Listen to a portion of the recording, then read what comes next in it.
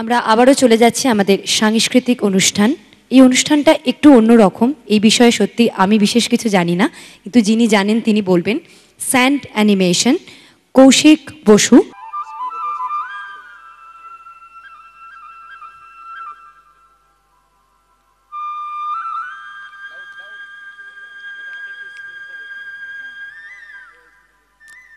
প্রতিটি দিনের কথা। পূব পারে সূর্য পশ্চিমে মিলে গেছে। বাতাসে আজ কিসের গন্ধ? গেরুয়া নদী পার ঘেঁষে অচেনা সেই গ্রাম।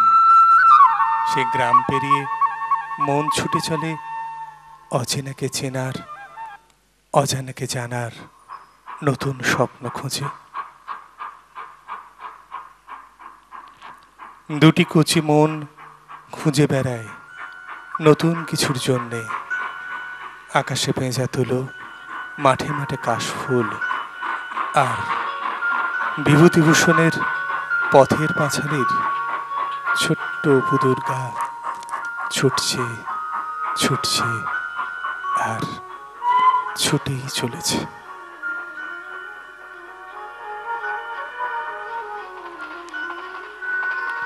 অপু দুর্গার কথা বলতে বলতে শিউলির গন্ধে ভরা আকাশ বাতাস নদীগুলির ধারে ধারে মাথা উঁচু করে আছে কাশের শুভ্রতা।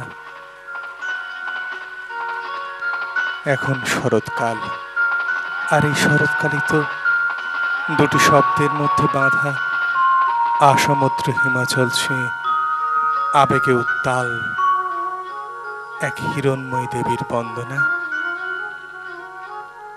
জলে স্থলে অন্তরিক্ষে শারদীয়ার রূপ হয়ে দাঁড়িয়েছেন যিনি, তিনিই তো মা দুর্গা। তাই তো প্রভাতে মন পাখি ছুটে চলে সেই আবাহন বার্তা শোনার জন্যে। রেডিওতে শরীরে মনে ছুঁয়ে তরঙ্গিত হয় সেই আবাহন বাণী। প্রকৃতির অন্তরাকাশে জাগরিত জ্যোতির্ময়ী জগন্মাতার আগমন বার্তা, আনন্দময়ী মহামায়ার পদধ্বনি অসীম ছন্দে বেজে উঠে রূপলোক ও রসলোকে আনে নবভাব মাধুরীর সঞ্জীবন।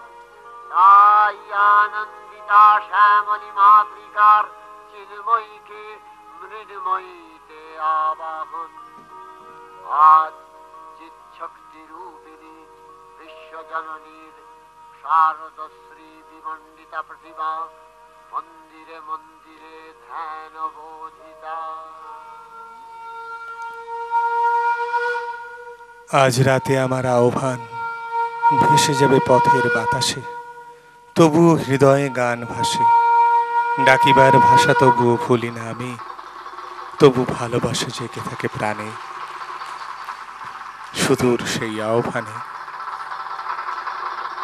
শঙ্কের আহ্বানে প্রাণের পরশে, হৃদয়ের পরশে মহালগ্নের সেই পূর্ণ লগ্ন সূচনা হয় শুভ শারদীয়ার। ঢাকের বাদ দিতে কিংবদন্তি আছে, পুজোর সময় হিমালয় দুহিতা নিচে নেমে আসেন। মার্কেন্ড পুরাণের কথায় দেবী দুর্গা অপূর্বীয় তেজস্মিতা মোহিনী রূপধাত্রী।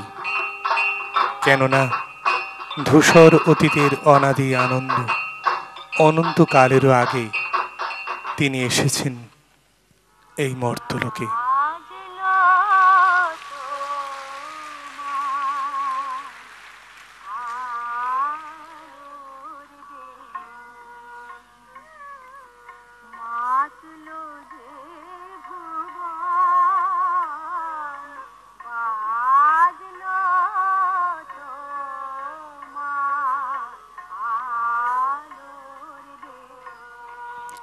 মহিষাসুর ব্রহ্মার বরে কোনো পুরুষের দ্বারা অপ্রতিরোধ থাকার ফলে দেবাসুর যুদ্ধের সময় তাকে বধ করার উদ্দেশ্যে সৃষ্টি হল নারী শক্তির জাগরণ।